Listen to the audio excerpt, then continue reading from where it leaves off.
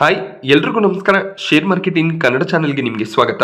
November 28ರ market ಅಪ್ಡೇಟ್ನ observe ಮಾಡೋದಾದ್ರೆ ಮಾರ್ಕೆಟ್ನಲ್ಲಿ ಇವತ್ತು ಮತ್ತೆ ವೀಕ್ನೆಸ್ ನೋಡೋದಕ್ಕೆ ಸಿಕ್ಕಿದೆ. ಶುಕ್ರವಾರ ಮತ್ತೆ ಸೋಮವಾರ ಮಾರ್ಕೆಟ್ನಲ್ಲಿ ಒಳ್ಳೆ ಒಂದು ಪಾಸಿಟಿವ್ ಸೆಂಟಿಮೆಂಟ್ ನೋಡೋದಕ್ಕೆ ಸಿಕ್ಕಿತ್ತು. ನಿಫ್ಟಿ 900 ಪಾಯಿಂಟ್ಗಳಷ್ಟು ಎರಡೇ ಟ್ರೇಡಿಂಗ್ ಸೆಷನ್ಸ್ಗಳಲ್ಲಿ ಗೇನ್ ಆಗಿತ್ತು. ನಿನ್ನೆ ಒಂದು ಫ್ಲಾಟ್ ಕ್ಲೋಸಿಂಗ್ ಮಾರ್ಕೆಟ್ನಲ್ಲಿ ನೋಡೋದಕ್ಕೆ ಸಿಕ್ತು. ಬಟ್ ಇವತ್ತು ತುಂಬಾ ದೊಡ್ಡ ಕರೆಕ್ಷನ್ ಮಾರ್ಕೆಟ್ನಲ್ಲಿ ನೋಡೋದಕ್ಕೆ ಸಿಗ್ತದ. ನಿಫ್ಟಿಯಲ್ಲಿ 360 ಪಾಯಿಂಟ್ಗಳಷ್ಟು ಡೌನ್ ಸೈಡ್ ನೋಡೋದಕ್ಕೆ ಸಿಗ್ತದ. 1.5% ನಿಫ್ಟಿ ಕರೆಕ್ಟ್ ಆಯಿತು. ಹಾಗೆ 24,000ದ ಸ್ಟ್ರಾಂಗ್ ಸಪೋರ್ಟ್ ಏನಿತ್ತು ಆ ಒಂದು ಲೆವೆಲ್ನ ಕೆಳಗಡೆ ನಿಫ್ಟಿ ಕ್ಲೋಸಿಂಗ್ ಅನ್ನ ಕೊಟ್ಟಿದೆ.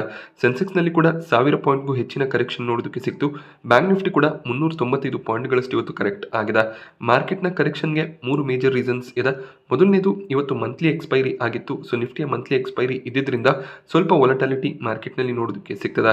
ಎರಡನೇ ರೀಸನ್, ಅಕ್ಟೋಬರ್ ತಿಂಗಳಲ್ಲಿ US ನಲ್ಲಿ ಕನ್ಸ್ಯೂಮರ್ ಸ್ಪೆಂಡಿಂಗ್ ಇನ್ಕ್ರೀಸ್ ಆಗಿದೆ ಅನ್ನುವಂಥ ಒಂದು ರಿಪೋರ್ಟ್ ನೋಡೋದಕ್ಕೆ ಸಿಕ್ಕಿದೆ. ಅದರಿಂದ IT ಸೆಕ್ಟರ್ನ ಸ್ಟಾಕ್ಗಳಲ್ಲಿ ಸಾಕಷ್ಟು ವೀಕ್ನೆಸ್ ನೋಡೋದಕ್ಕೆ ಸಿಕ್ತು. ಹಾಗೆ ಇನ್ಫ್ಲೇಷನ್ ಇನ್ಕ್ರೀಸ್ ಆಗ್ಬೋದು ಅನ್ನುವಂಥ ಒಂದು ಪ್ರಿಡಿಕ್ಷನ್ಗಳು ಕೂಡ ಇದೆ. ಅಕ್ಟೋಬರ್ ತಿಂಗಳ ಇನ್ಫ್ಲೇಷನ್ ಡೇಟಾ ಆಲ್ರೆಡಿ ಬಂದಿದೆ. 2.6% ಇನ್ಫ್ಲೇಷನ್ US ನಲ್ಲಿ ಡಿಕ್ಲೇರ್ ಆಗಿದೆ. US ಫೆಡ್ ಏನು ಪ್ರಿಡಿಕ್ಷನ್ಸ್ಗಳನ್ನು ಮಾಡಿದ್ರು ಅದೇ ಪ್ರಕಾರ ನಮಗೆ ಇನ್ಫ್ಲೇಷನ್ ಡೇಟಾ ಬರೋದು ಕಾಣಿಸಿತ್ತು. ಹಾಗೆ ಫೆಡ್ನ ಟಾರ್ಗೆಟ್ ಇರೋದು 2%ನ ಕೆಳಗಡೆ ಇನ್ಫ್ಲೇಷನ್ ಅನ್ನು ತಗೊಂಡೋಗ್ಬೇಕು ಅಂತ. ಅದೇ ಒಂದು ರೇಂಜ್ನಲ್ಲೇ ಇನ್ಫ್ಲೇಷನ್ ಡಿಕ್ಲೇರ್ ಆಗ್ತಿರೋದು ಕಾಣಿಸ್ತದೆ. ಬಟ್ ಕನ್ಸ್ಯೂಮರ್ ಸ್ಪೆಂಡಿಂಗ್ ಇನ್ಕ್ರೀಸ್ ಆಗಿರೋದ್ರಿಂದ ನವೆಂಬರ್ ತಿಂಗಳಲ್ಲಿ ಇನ್ಫ್ಲೇಷನ್ ಮತ್ತೆ ಇನ್ಕ್ರೀಸ್ ಆಗುವಂಥ ಚಾನ್ಸಸ್ ಇರುತ್ತೆ. ಡಿಸೆಂಬರ್ 11ರ ವೇಳೆಗೆ ಇನ್ಫ್ಲೇಷನ್ ಡೇಟಾ ಬರುವಂಥ ಚಾನ್ಸಸ್ ಇದೆ. ಸೊ ಇನ್ಫ್ಲೇಷನ್ ಇನ್ಕ್ರೀಸ್ ಆಗುತ್ತೆ ಅಂದಾಗ ರೇಟ್ ಕಟ್ಗಳು ಸ್ಲೋ ಡೌನ್ ಆಗುತ್ತೆ. ಆಲ್ರೆಡಿ ಜೆರೋಮ್ ಪೊವೆಲ್ ಅವರು ಒಂದು ಸ್ಟೇಟ್ಮೆಂಟ್ ಅನ್ನು ಕೂಡ ಕೊಟ್ಟಿದ್ರು. ಆಲ್ರೆಡಿ 2 ಬಾರಿ ರೇಟ್ ಕಟ್ಸ್ ಅನ್ನ ಮಾಡಿದೀವಿ. 75 ಬೇಸಿಸ್ ಪಾಯಿಂಟ್ ರೇಟ್ ಕಟ್ ಆಗಿದೆ. ಮುಂದಿನ ಮೀಟಿಂಗ್ ನಲ್ಲಿ ರೇಟ್ ಕಟ್ ನ ಚಾನ್ಸಸ್ ಕಡಿಮೆ ಇರುತ್ತೆ. ತುಂಬಾ ಅಗ್ರೆಸಿವ್ ಆಗಿ ರೇಟ್ ಕಟ್ ಗಳನ್ನ ಮಾಡೋದಕ್ಕೆ ಸಾಧ್ಯ ಆಗೋದಿಲ್ಲ ಅಂತ ಹೇಳಿದ್ರು. ಎಲ್ಲೋ ಒಂದ್ ಕಡೆ ಆ ನ್ಯೂಸ್ ಮತ್ತೆ ಇನ್ಫ್ಲೇಷನ್ ರಿಲೇಟೆಡ್ ನ್ಯೂಸ್ ಎರಡು ಸೇರಿ IT ಸೆಕ್ಟರ್ ನ ಸ್ಟಾಕ್ ಗಳಲ್ಲಿ ವೀಕ್ನೆಸ್ ನೋಡೋದಕ್ಕೆ ಸಿಕ್ಕಿದೆ. ಸೊ ಯಾವಾಗ ರೇಟ್ ಕಟ್ಗಳು ಸ್ಲೋ ಡೌನ್ ಆಗುತ್ತೆ ಆಗ IT ಇಂಡಸ್ಟ್ರಿಯ ಕ್ಲೈಂಟ್ಗಳು ಸ್ಪೆಂಡಿಂಗ್ ಅನ್ನು ಕೂಡ ಕಡಿಮೆ ಮಾಡುವಂತ ಚಾನ್ಸಸ್ ಇರುತ್ತೆ. ಅದು ಅಡ್ವರ್ಸ್ ಆಗಿ IT ಇಂಡಸ್ಟ್ರಿ ಮೇಲೆ ಇಂಪ್ಯಾಕ್ಟ್ ಅನ್ನ ತರುತ್ತೆ. ಸೊ ರೇಟ್ ಕಟ್ಸ್ ಆಗ್ತಾ ಹೋದ್ರೆ ಅದು IT ಇಂಡಸ್ಟ್ರಿಗೆ ಪಾಸಿಟಿವ್ ಆಗಿರುತ್ತೆ. ರೇಟ್ ಕಟ್ ಆಗಲ್ಲ ಅನ್ನುವಂಥ ಒಂದು ನ್ಯೂಸ್ ಬಂದ್ರೆ ಅದು IT ಸ್ಟಾಕ್ಗಳಿಗೆ ನೆಗೆಟಿವ್ ಆಗಿರುತ್ತೆ. ಸೊ IT ಸ್ಟಾಕ್ಗಳು ಕೂಡ ಕರೆಕ್ಟ್ ಆಗಿದ್ರಿಂದ ಮಾರ್ಕೆಟ್ನಲ್ಲಿ ಸ್ವಲ್ಪ ವೀಕ್ನೆಸ್ ನೋಡೋದಕ್ಕೆ ಸಿಕ್ಕಿದೆ. ಹಾಗೆ ಓವರ್ ಆಲ್ ಏಷ್ಯನ್ ಮಾರ್ಕೆಟ್ಸ್ಗಳಲ್ಲಿ ಕೂಡ ಸಾಕಷ್ಟು ವೀಕ್ನೆಸ್ ಇತ್ತು. ಅದರ ಇಂಪ್ಯಾಕ್ಟ್ ಕೂಡ ಇಂಡಿಯನ್ ಮಾರ್ಕೆಟ್ಸ್ನಲ್ಲಿ ನೋಡೋದಕ್ಕೆ ಸಿಗ್ತದೆ. ಹಾಗೆ ಮೂರನೇ ರೀಸನ್, ರಷ್ಯಾ ಉಕ್ರೇನ್ನ ಮೇಲೆ ತಮ್ಮ ಅಟ್ಯಾಕ್ ಅನ್ನ ಕಂಟಿನ್ಯೂ ಮಾಡ್ತಿದ್ದಾರೆ. ಸೊ ಮಾಸ್ ಮಿಸೈಲ್ಸ್ ನ ಅಟ್ಯಾಕ್ ಅನ್ನ ಉಕ್ರೇನ್ನ ಮೇಲೆ ಮಾಡಿದ್ದಾರೆ. ಇದು ಕೂಡ ಎಲ್ಲೋ ಒಂದ್ ಕಡೆ ಮಾರ್ಕೆಟ್ಗೆ ನೆಗೆಟಿವ್ ಆಗಿರುತ್ತೆ. ಈ ನ್ಯೂಸ್ ನಿಂದ ಕೂಡ ಸ್ವಲ್ಪ ಸೆಲ್ಲಿಂಗ್ ಪ್ರೆಷರ್ ಬಂದಿರುವಂತ ಚಾನ್ಸಸ್ ಇರುತ್ತೆ. Expiry, rate cut related news, Russia ಮತ್ತೆ ಉಕ್ರೇನ್ ನಡುವಿನ ಕಾನ್ಫ್ಲಿಕ್ಟ್ಸ್ ಇನ್ಕ್ರೀಸ್ ಆಗ್ತಿರೋದು, ಇದೆಲ್ಲ ಸೇರಿ FIIs ಮತ್ತೆ ಇವತ್ತು ನೆಟ್ ಸೆಲ್ಲರ್ಸ್ ಆಗಿದ್ದಾರೆ. ಸೋಮವಾರ ಮತ್ತೆ ಮಂಗಳವಾರ ಒಳ್ಳೆ ಒಂದು ನೆಟ್ ಬೈಯಿಂಗ್ FIIs ಕಡೆಯಿಂದ ನೋಡೋದಕ್ಕೆ ಸಿಕ್ಕಿತ್ತು. ಬಟ್ ಇವತ್ತು 11,756 ಕೋಟಿ ಅಮೌಂಟ್ ನ ನೆಟ್ ಸೆಲ್ಲಿಂಗ್ FIIs ಕಡೆಯಿಂದ ಬಂದಿದೆ. FIIs ದೊಡ್ಡ ಅಮೌಂಟ್ ನಲ್ಲಿ ನೆಟ್ ಸೆಲ್ಲಿಂಗ್ ಅನ್ನ ಮಾಡಿದಾಗ ಮಾರ್ಕೆಟ್ ನಲ್ಲಿ ಅದು ನೆಗೆಟಿವಿಟಿಗೆ ಕಾರಣ ಆಗುತ್ತೆ. ಹಾಗೆ DIIs 8,718 ಕೋಟಿ ಅಮೌಂಟ್ ನ ನೆಟ್ ಬೈಯಿಂಗ್ ಅನ್ನ ಮಾಡ್ಕೊಂಡಿದ್ದಾರೆ. ಬಟ್ DIIs ಎಷ್ಟೇ ಬೈಯಿಂಗ್ ಅನ್ನ ಮಾಡಿದ್ರು ಕೂಡ FIIs ನ ನೆಟ್ ಸೆಲ್ಲಿಂಗ್ ಇನ್ಕ್ರೀಸ್ ಆದಾಗ ಮಾರ್ಕೆಟ್ ನಲ್ಲಿ ಸಾಕಷ್ಟು ವೀಕ್ನೆಸ್ ನಮಗೆ ನೋಡೋದಕ್ಕೆ ಸಿಗುತ್ತೆ. ಹಾಗೆ ಇವತ್ತು ನಿಫ್ಟಿಯ ಟಾಪ್ ಗೇನರ್ಸ್ ಮತ್ತೆ ಲೂಸರ್ಸ್ ಅನ್ನು ಅಬ್ಸರ್ವ್ ಮಾಡಿದಾಗ ಕೇವಲ 4 ಸ್ಟಾಕ್ಗಳು ಪಾಸಿಟಿವ್ ಆಗಿ ಕ್ಲೋಸಿಂಗ್ ಅನ್ನ ಕೊಟ್ಟಿದೆ. ಅದಾನಿ ಎಂಟರ್ಪ್ರೈಸಸ್ ನಲ್ಲಿ ಸ್ಟ್ರಾಂಗ್ ಮೊಮೆಂಟಮ್ ಕಂಟಿನ್ಯೂ ಆಯಿತು. ಇವತ್ತು ಕೂಡ 1.5% ನಷ್ಟು ಅದಾನಿ ಎಂಟರ್ಪ್ರೈಸಸ್ ಗೇನ್ ಆಗಿದೆ. ಶ್ರೀರಾಮ್ ಫಿನಾನ್ಸ್ ಕೂಡ 1% ಗೇನ್ ನೊಂದಿಗೆ ಕ್ಲೋಸಿಂಗ್ ಅನ್ನ ಕೊಟ್ಟಿದೆ. SBI ಕೂಡ 0.6% ಗೇನ್ ಆಯಿತು. ಸಿಪ್ಲಾದಲ್ಲಿ ಒಂದು ಫ್ಲಾಟ್ ಪಾಸಿಟಿವ್ ಕ್ಲೋಸಿಂಗ್ ನೋಡೋದಕ್ಕೆ ಸಿಗ್ತದೆ. ಮಿಕ್ಕ 46 ನಿಫ್ಟಿಯ ಸ್ಟಾಕ್ಗಳು ನೆಗೆಟಿವ್ ಆಗಿ ಕ್ಲೋಸ್ ಆಗಿದೆ. ಹೆಚ್ಚಿನ ಒಂದು ಕರೆಕ್ಷನ್ SBI ಲೈಫ್ ಇನ್ಶೂರೆನ್ಸ್ ಅಲ್ಲಿ ನೋಡೋದಕ್ಕೆ ಸಿಕ್ತು. 5% ನಷ್ಟು SBI ಲೈಫ್ ಇನ್ಶೂರೆನ್ಸ್ ಇವತ್ತು ಕರೆಕ್ಟ್ ಆಗಿದೆ. ಆಟೋ ಸೆಕ್ಟರ್ನ ಸ್ಟಾಕ್ಗಳಲ್ಲಿ ಕೂಡ ಸಾಕಷ್ಟು ವೀಕ್ನೆಸ್ ನೋಡೋದಕ್ಕೆ ಸಿಕ್ತು. M&M 3.5% ನಷ್ಟು ಕರೆಕ್ಟ್ ಆಗಿದೆ. ಹಾಗೆ IT ಸ್ಟಾಕ್ನಲ್ಲಿ ಕೂಡ ವೀಕ್ನೆಸಸ್ ಇತ್ತು. ಇನ್ಫೋಸಿಸ್ ಕೂಡ 3.5% ನಷ್ಟು ಕರೆಕ್ಟ್ ಆಗಿದೆ. HDFC ಲೈಫ್ ಕೂಡ 3.5% ಕರೆಕ್ಟ್ ಆಯಿತು. ಬಜಾಜ್ ಫಿನಾನ್ಸ್ ನಲ್ಲಿ ಕೂಡ 3% ನ ವೀಕ್ನೆಸ್ ನೋಡೋದಕ್ಕೆ ಸಿಗ್ತದೆ. ಸೊ ಸಾಕಷ್ಟು ನಿಫ್ಟಿಯ ಸ್ಟಾಕ್ಗಳು ನೆಗೆಟಿವ್ ಆಗಿ ಕ್ಲೋಸ್ ಆಗಿದೆ. ಸೊ ಎಕ್ಸ್ಪೈರಿ ಇದ್ದಿದ್ರಿಂದ ಮಾರ್ಕೆಟ್ ಅನ್ನ ಕೆಳಗಡೆ ತಗೊಂಡೋಗ್ಬೇಕು ಅಂದಾಗ ನಿಫ್ಟಿ ಮತ್ತೆ ಸೆನ್ಸೆಕ್ಸ್ ನ ಸ್ಟಾಕ್ಗಳಲ್ಲಿ ಸೆಲ್ಲಿಂಗ್ ಬರಬೇಕಾಗುತ್ತೆ. ಆ ಒಂದು ರೀಸನ್ ಇಂದ ಸೆಲ್ಲಿಂಗ್ ಬಂದಿರುವಂತ ಚಾನ್ಸಸ್ ಇರುತ್ತೆ. HDFC ಬ್ಯಾಂಕ್ ಪಾಸಿಟಿವ್ ಆಗಿ ಓಪನ್ ಆಗಿತ್ತು. ಒಳ್ಳೆ ಒಂದು ಪಾಸಿಟಿವ್ ಸೆಂಟಿಮೆಂಟ್ ಬೆಳಗಿನ ಸೆಷನ್ ಅಲ್ಲಿ ನೋಡೋದಕ್ಕೆ ಸಿಕ್ಕಿತ್ತು. ಹಾಗೆ 14 ಲಕ್ಷ ಕೋಟಿಯ ಮಾರ್ಕೆಟ್ ಕ್ಯಾಪ್ ಅನ್ನ HDFC ಬ್ಯಾಂಕ್ ಮೊದಲನೇ ಬಾರಿಗೆ ಕ್ರಾಸ್ ಮಾಡಿತ್ತು. ಬಟ್ ಹೈಯರ್ ಲೆವೆಲ್ ನಿಂದ ಪ್ರಾಫಿಟ್ ಬುಕಿಂಗ್ ಕೂಡ ನೋಡೋದಕ್ಕೆ ಸಿಕ್ಕಿದೆ. ಸ್ಟಾಕ್ ಒಂದು ವಾರದಲ್ಲಿ 5% ನಷ್ಟು ಗೇನ್ ಆಗಿದೆ. ಇದಕ್ಕೆ ರೀಸನ್ MSCI ನಲ್ಲಿ ವೇಟೇಜ್ ಇನ್ಕ್ರೀಸ್ ಆಗ್ಬೋದು ಅನ್ನುವಂಥ ಒಂದು ನ್ಯೂಸ್ ಇದೆ. ವೇಟೇಜ್ ಇನ್ಕ್ರೀಸ್ ಆದ್ರೆ FII ಇನ್ವೆಸ್ಟ್ಮೆಂಟ್ ಇನ್ಕ್ರೀಸ್ ಆಗುತ್ತೆ. ಅದು ಓವರ್ ಆಲ್ HDFC ಬ್ಯಾಂಕ್ಗೆ ಪಾಸಿಟಿವ್ ಆಗುವಂತ ಚಾನ್ಸಸ್ ಇದೆ. ಆ ರೀಸನ್ ಇಂದ ಸ್ಟಾಕ್ ನಲ್ಲಿ ಕಂಟಿನ್ಯೂಸ್ ಮೂಮೆಂಟಮ್ ನೋಡೋದಕ್ಕೆ ಸಿಗ್ತದೆ. ವಿಪ್ರೋ ಕೂಡ ಅಷ್ಟೇ ಪಾಸಿಟಿವ್ ಆಗಿ ಓಪನ್ ಆಗಿತ್ತು. ಅದಾದ್ಮೇಲೆ ಸೆಲ್ಲಿಂಗ್ ಪ್ರೆಷರ್ ನೋಡೋದಕ್ಕೆ ಸಿಕ್ಕಿದೆ. ಇನ್ಫ್ಲೇಷನ್ ಡೇಟಾ ರಿಲೇಟೆಡ್ ನ್ಯೂಸ್ ಬಂದ್ಮೇಲೆ ಸ್ಟಾಕ್ ಸ್ವಲ್ಪ ವೀಕ್ ಆಯಿತು. ವಿಪ್ರೋಗೆ ಏನಾಗೋದಕ್ಕೆ ಮೇಜರ್ ರೀಸನ್, ವಿಪ್ರೋನಲ್ಲಿ ನುವಾಮ ಬ್ರೋಕರೇಜ್ ಕವರೇಜ್ ಅನ್ನು ಮಾಡಿ ಬೈ ರೆಕಮೆಂಡೇಶನ್ ಅನ್ನು ಕೊಟ್ಟಿದ್ದಾರೆ. ವಿಪ್ರೋನಲ್ಲಿ ಒಂದು ಟರ್ನ್ ಅರೌಂಡ್ನ ಪಾಸಿಬಿಲಿಟಿ ಇದೆ. 20% ಸ್ಟಾಕ್ ಗೇನ್ ಆಗ್ಬೋದು ಅಂತ ಟಾರ್ಗೆಟ್ ಅನ್ನು ಇನ್ಕ್ರೀಸ್ ಮಾಡಿದ್ದಾರೆ. ವಿಪ್ರೋ Q2 ರಿಸಲ್ಟ್ ಬಂದಾಗ ಇವರು ಹೋಲ್ಡ್ ರೆಕಮೆಂಡೇಶನ್ ಅನ್ನು ಕೊಟ್ಟಿದ್ರು. ಹಾಗೆ 520 ಟಾರ್ಗೆಟ್ ಪ್ರೈಸ್ ಅನ್ನು ಕೊಟ್ಟಿದ್ರು. ಬಟ್ ಈಗ ಬೈ ರೆಕಮೆಂಡೇಶನ್ ಕೊಟ್ಟು 700 ಟಾರ್ಗೆಟ್ ಪ್ರೈಸ್ ಅನ್ನು ಕೊಡ್ತಾ ಇದ್ದಾರೆ. ಇದಕ್ಕೆ ರೀಸನ್ ವಿಪ್ರೋ BFSI ಪ್ರಾಜೆಕ್ಟ್ಸ್ ಗಳನ್ನ ಹೆಚ್ಚಾಗಿ ಮಾಡ್ತಾರೆ. ಅಂದ್ರೆ ಬ್ಯಾಂಕ್ ಮತ್ತೆ ಫಿನಾನ್ಷಿಯಲ್ ಸೆಕ್ಟರ್ನ ಪ್ರಾಜೆಕ್ಟ್ಸ್ ಗಳನ್ನ ಹೆಚ್ಚಾಗಿ ಮಾಡ್ತಾರೆ. 34% ರೆವೆನ್ಯೂ ಏನಿದೆ ಈ ಒಂದು ಸೆಗ್ಮೆಂಟ್ ನಿಂದಾನೇ ವಿಪ್ರೋ ಜನರೇಟ್ ಮಾಡ್ತಾರೆ. ಸ್ಪೆಂಡಿಂಗ್ ಇನ್ಕ್ರೀಸ್ ಆದಾಗ ಫಿನಾನ್ಷಿಯಲ್ ಸ್ಟಾಕ್ಗಳು ಚೆನ್ನಾಗಿ ಪರ್ಫಾರ್ಮ್ ಮಾಡುವಂಥ ಚಾನ್ಸಸ್ ಇರುತ್ತೆ. ಫಿನಾನ್ಷಿಯಲ್ ಪ್ರಾಜೆಕ್ಟ್ಸ್ಗಳು ಹೆಚ್ಚಾಗಿ ವಿಪ್ರೋಗೆ ಸಿಗ್ತಾ ಹೋದರೆ ವಿಪ್ರೋಗೆ ಅದು ಪಾಸಿಟಿವ್ ಆಗ್ಬೋದು ಅಂತ ನುವಾಮ ಟಾರ್ಗೆಟ್ ಅನ್ನು ಇನ್ಕ್ರೀಸ್ ಮಾಡಿದ್ದಾರೆ. ಬಟ್ ಕಳೆದ 8ರಿಂದ 9 ಕ್ವಾರ್ಟರ್ಗಳಲ್ಲಿ ನಾವು ಕಂಪೇರ್ ಮಾಡಿದಾಗ ಪ್ರಾಫಿಟ್ಸ್ ಅಷ್ಟಾಗಿ ಇನ್ಕ್ರೀಸ್ ಆಗಿರಲಿಲ್ಲ. ಬಟ್ ಲಾಸ್ಟ್ ಕ್ವಾರ್ಟರ್ನಲ್ಲಿ ಒಳ್ಳೆ ಒಂದು ಪ್ರಾಫಿಟಬಿಲಿಟಿಯನ್ನು ವಿಪ್ರೋ ಡಿಕ್ಲೇರ್ ಮಾಡಿದ್ರು. ಬಟ್ ಅವರ ಕಾಂಪಿಟೇಟರ್ಸ್ ಆಗಿರುವಂಥ TCS, HCL, ಇನ್ಫೋಸಿಸ್ ಈ ಕಂಪನಿಗಳಿಗೆ ವಿಪ್ರೋ ಕಾಂಪಿಟೇಷನ್ನ ಕೊಡೋದಕ್ಕೆ ಸಾಧ್ಯ ಆಗ್ತಿಲ್ಲ. ವಿಪ್ರೋ ಈ ಕಂಪನಿಗಳಿಗೆ ಒಂದು ಸ್ಟ್ರಾಂಗ್ ಕಾಂಪಿಟೇಷನ್ ಅನ್ನು ಕೊಟ್ಟು ಡೀಲ್ ವಿನ್ಸ್ ಅನ್ನು ಇನ್ಕ್ರೀಸ್ ಮಾಡಿಕೊಂಡ್ರೆ ಖಂಡಿತವಾಗ್ಲೂ 700 ರೂಪಾಯಿವರೆಗೂ ಹೋಗುವಂಥ ಚಾನ್ಸಸ್ ಇರುತ್ತೆ. NTPC green energy second day ಕೂಡ ಪಾಸಿಟಿವ್ ಆಗಿ ಕ್ಲೋಸ್ ಆಗಿದೆ. ಬೆಳಗಿನ ಸೆಷನಲ್ಲಿ ಸ್ವಲ್ಪ ವೀಕ್ನೆಸ್ ನೋಡೋದಕ್ಕೆ ಸಿಕ್ಕಿತ್ತು. ಬಟ್ ಸ್ಟಾಕ್ಗೆ ಒಂದು ಪಾಸಿಟಿವ್ ನ್ಯೂಸ್ ಕೂಡ ಬಂದಿದೆ. ಸಹಜ್ಪುರ್ ಸೋಲಾರ್ ಪ್ರಾಜೆಕ್ಟ್ನ ಫಸ್ಟ್ ಫೇಸ್ ಅನ್ನು ಇವರು ಕಮೆನ್ಸ್ ಮಾಡಿದ್ದಾರೆ. ಟೋಟಲ್ 105 ಮೆಗಾವ್ಯಾಟ್ ಪವರ್ ಜನರೇಷನ್ನ ಪ್ಲಾನ್ ಈ ಒಂದು ಪ್ರಾಜೆಕ್ಟ್ನಲ್ಲಿ ಇತ್ತು. ಅದರಲ್ಲಿ 55 ಮೆಗಾವ್ಯಾಟ್ ಇವತ್ತು ಕಮಿಷನ್ ಆಗಿದೆ. ಅಂದರೆ ಫಸ್ಟ್ ಫೇಸನ್ನು ಇವರು ಕಮಿಷನ್ ಮಾಡಿದ್ದಾರೆ. ಇದು NTPC ಗ್ರೀನ್ಗೆ ಪಾಸಿಟಿವ್ ನ್ಯೂಸ್ ಆಗಿರುತ್ತೆ. ಈ ಒಂದು ನ್ಯೂಸ್ನಿಂದ ಸ್ಟಾಕ್ ಪಾಸಿಟಿವ್ ಆಗಿ ಟ್ರೇಡ್ ಆಗಿದೆ. ಕಂಪನಿ IPOನ ತರುವಾಗ ಸ್ವಲ್ಪ ಎಕ್ಸ್ಪೆನ್ಸಿವ್ ವ್ಯಾಲ್ಯೂಷನ್ಸ್ ಅನ್ನು ಸೆಟ್ ಮಾಡಿದ್ರು. ಆದರೂ ಕೂಡ ಸ್ಟಾಕ್ ಸ್ಟ್ರಾಂಗ್ ಆಗಿ ಗೇನ್ ಆಗ್ತಿದೆ. ಅದಕ್ಕೆ reason company renewable energy segment ಅಲ್ಲಿ ಕೆಲಸ ಮಾಡ್ತಿದೆ. ಆ ರೀಸನ್ ನಿಂದ ಬೈಯಿಂಗ್ ಎಮರ್ಜ್ ಆಗ್ತಿದೆ. ಬಟ್ ಹೈಯರ್ ಲೆವೆಲ್ನಲ್ಲಿ ಎಂಟರ್ ಆಗುವಾಗ ಸ್ವಲ್ಪ ಕೇರ್ಫುಲ್ ಆಗಿ ಡಿಸಿಷನ್ಸ್ ತಗೋಬೇಕಾಗುತ್ತೆ. ಲಾಂಗ್ ಟರ್ಮ್ನ ಪರ್ಸ್ಪೆಕ್ಟಿವ್ ಇದ್ದಾಗ ಮಾತ್ರ ನೀವು ಶೇರ್ಸ್ಗಳನ್ನು ಬೈ ಮಾಡ್ಕೋಬಹುದು. ಸಡನ್ ಆಗಿ ಪ್ರಾಫಿಟ್ ಬುಕಿಂಗ್ ಬರುವಂಥ ಚಾನ್ಸಸ್ಗಳು ಕೂಡ ಇರುತ್ತೆ.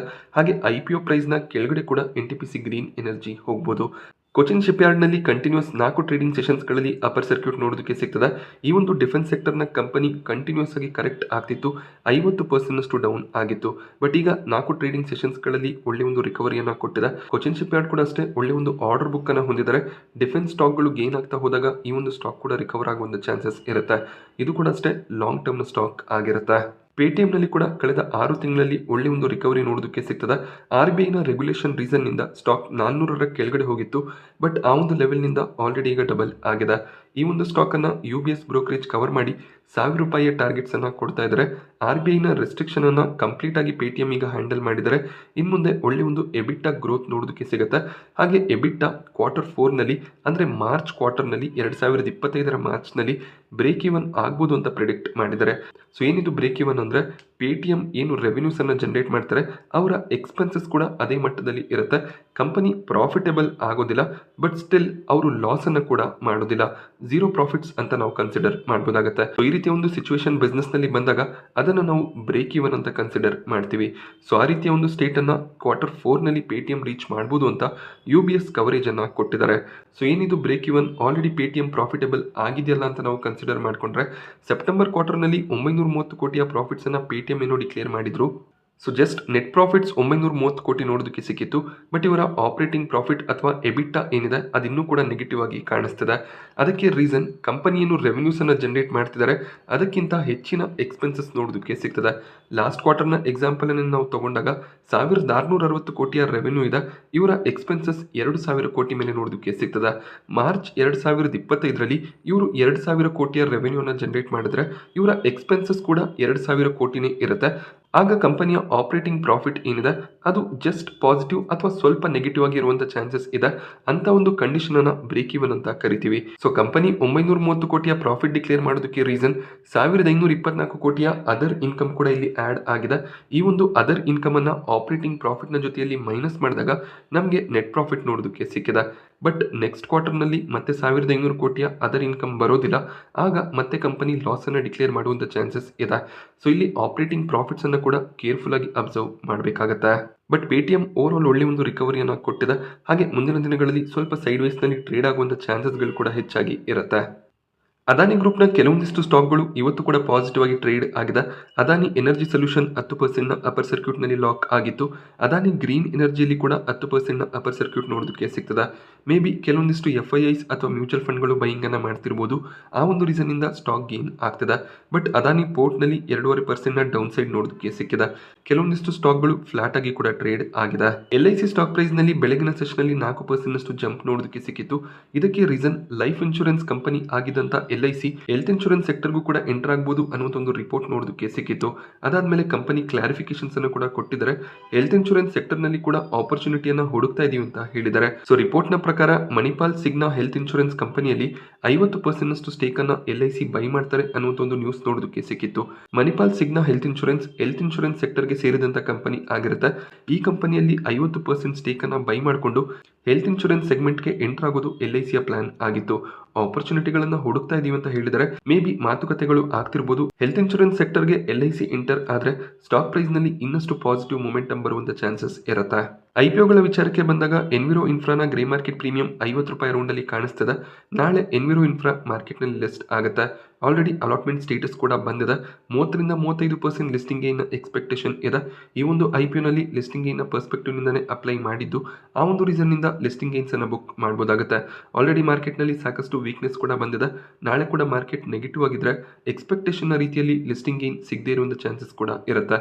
ಬಟ್ ಸ್ಟಿಲ್ 15-20% ಲಿಸ್ಟಿಂಗ್ ಗೇನ್ ಸಿಕ್ಕಿದ್ರು ಕೂಡ ಒಳ್ಳೆಯ ಒಂದು ಲಿಸ್ಟಿಂಗ್ ಗೇನ್ ಆಗುತ್ತೆ. ನಿಮಗೆ ಅಲಾಟ್ಮೆಂಟ್ ಸಿಕ್ಕಿದ್ರೆ ಪ್ರಾಫಿಟ್ಸ್ ಅನ್ನ ತಗೋಬಹುದಾಗುತ್ತೆ. ಹಾಗೆ ಸುರಕ್ಷಾ ಡಯಾಗ್ನೋಸ್ಟಿಕ್ಸ್ನ IPO ನಾಳೆ ಸಬ್ಸ್ಕ್ರಿಪ್ಷನ್ಗೆ ಓಪನ್ ಆಗ್ತದೆ. ಆಲ್ರೆಡಿ ಡೀಟೇಲ್ ವಿಡಿಯೋನ ಮಾಡಿದ್ದೀನಿ. ಯಾವುದೇ ರೀತಿಯ ಪ್ರೀಮಿಯಂ ಇವತ್ತು ಕಾಣಿಸ್ತಿಲ್ಲ. ಆ ವಿಡಿಯೋನ ನೀವು ಇನ್ನೂ ನೋಡಿಲ್ಲ ಅಂದರೆ ಲಿಂಕ್ ನಿಮಗೆ ಡಿಸ್ಕ್ರಿಪ್ಷನ್ ಬಾಕ್ಸಲ್ಲಿ ಅವೈಲೇಬಲ್ ಇರುತ್ತೆ. ವಿಡಿಯೋನ ನೀವು ನೋಡ್ಬೋದಾಗುತ್ತೆ. ಹಾಗೆ C2C ಅಡ್ವಾನ್ಸ್ನಲ್ಲಿ ಪ್ರೀಮಿಯಂ ಸ್ವಲ್ಪ ಇನ್ಕ್ರೀಸ್ ಆಗಿದೆ. 180 ಪ್ರೀಮಿಯಂ ನೋಡೋದಕ್ಕೆ ಸಿಗ್ತದೆ. ಅಲಾಟ್ಮೆಂಟ್ ಸ್ಟೇಟಸ್ ನಾಳೆ ಎಕ್ಸ್ಪೆಕ್ಟೆಡ್ ಇತ್ತು. ಬಟ್ ಕೆಲವೊಂದಿಷ್ಟು ರೆಗ್ಯುಲೇಟರಿ ರೆಸ್ಟ್ರಿಕ್ಷನ್ಸ್ ನೋಡೋದಕ್ಕೆ ಸಿಗ್ತದೆ. ಸೆಬಿ ಒಂದು ಸ್ಟ್ರಿಕ್ಟ್ ಆಕ್ಷನ್ ಅನ್ನ ಈ ಒಂದು ಕಂಪನಿಯ ಮೇಲೆ ತಗೊಂಡಿದ್ದಾರೆ. ಇಂಡಿಪೆಂಡೆಂಟ್ ಆಡಿಟರ್ ಅನ್ನ ಅಪಾಯಿಂಟ್ ಮಾಡಿ ಆಡಿಟ್ ಅನ್ನ ಮಾಡಿಸಬೇಕು ಅಂತ ಹೇಳಿದ್ರು. ಆ ಒಂದು ಆಡಿಟ್ ರಿಪೋರ್ಟ್ ಬಂದ ಮೇಲೆನೆ ಈ ಕಂಪನಿ ಮಾರ್ಕೆಟ್ ನಲ್ಲಿ ಲಿಸ್ಟ್ ಆಗುವಂತ ಚಾನ್ಸಸ್ ಇರುತ್ತೆ. ಸೊ ಮೇ ಬಿ ಲಿಸ್ಟಿಂಗ್ ಸ್ವಲ್ಪ ಡಿಲೇ ಆಗ್ಬೋದು. ಹಾಗೆ ನೀವು ಈ ಒಂದು SME IPO ನಲ್ಲಿ ಅಪ್ಲೈ ಮಾಡಿದ್ರೆ ನಿಮ್ಮ ಅಮೌಂಟ್ ಕೂಡ ಸ್ವಲ್ಪ ದಿನ ಬ್ಲಾಕ್ ಆಗಿರುವಂತ ಚಾನ್ಸಸ್ ಇರುತ್ತೆ. ಸೆಬಿಯ ಗೈಡ್ಲೈನ್ಸ್ ನ ಪ್ರಕಾರ ಆಡಿಟರ್ ಅಪಾಯಿಂಟ್ಮೆಂಟ್ ಆಗಲಿಲ್ಲ ಅಂದ್ರೆ IPO ನ ಕ್ಯಾನ್ಸಲ್ ಮಾಡುವಂತ ಚಾನ್ಸಸ್ ಇರುತ್ತೆ. ಆಗ ನೀವೇನು ಅಮೌಂಟ್ ಅನ್ನ ಈ IPO ನಲ್ಲಿ ಇನ್ವೆಸ್ಟ್ ಮಾಡಿದಿರಾ ಅದು ಅನ್ಬ್ಲಾಕ್ ಆಗುತ್ತೆ. 2-3 ದಿನದ ಒಳಗಾಗಿ ಕಂಪನಿ ಆಕ್ಷನ್ಸ್ ಅನ್ನ ತಗೊಂಡ್ರೆ IPO ಆಸ್ ಯೂಶುವಲ್ ಮಾರ್ಕೆಟ್ ನಲ್ಲಿ ಲಿಸ್ಟ್ ಆಗ್ಬೋದು. IPO ಲಿಸ್ಟಿಂಗ್ ಡೇಟ್ ಮಂಗಳವಾರ ಡಿಸೆಂಬರ್ 3 ಆಗಿರುತ್ತೆ. ಬಟ್ ಸೆಬಿಯ ಗೈಡ್ಲೈನ್ಸ್ಗಳನ್ನು ಇವರು ಫಾಲೋ ಮಾಡಿದ್ರೆ ಮಾತ್ರ ಲಿಸ್ಟಿಂಗ್ ನೋಡೋದಕ್ಕೆ ಸಿಗ್ಬೋದು. ನಾನಿವತ್ತು ನಿಮಗೆ ಮಾರ್ಕೆಟ್ನ ಬಗ್ಗೆ ಕೊಟ್ಟಂತ ಇನ್ಫಾರ್ಮೇಷನ್ ಇಷ್ಟ ಆದರೆ ವಿಡಿಯೋನ ಲೈಕ್ ಮಾಡಿ. ಹಾಗೆ ಇದೇ ರೀತಿಯ ಮಾರ್ಕೆಟ್ ಅಪ್ಡೇಟ್ಸ್ಗಳಿಗೋಸ್ಕರ ಚಾನಲ್ನ ಸಬ್ಸ್ಕ್ರೈಬ್ ಮಾಡ್ಕೊಳ್ಳಿ. Thank you friends.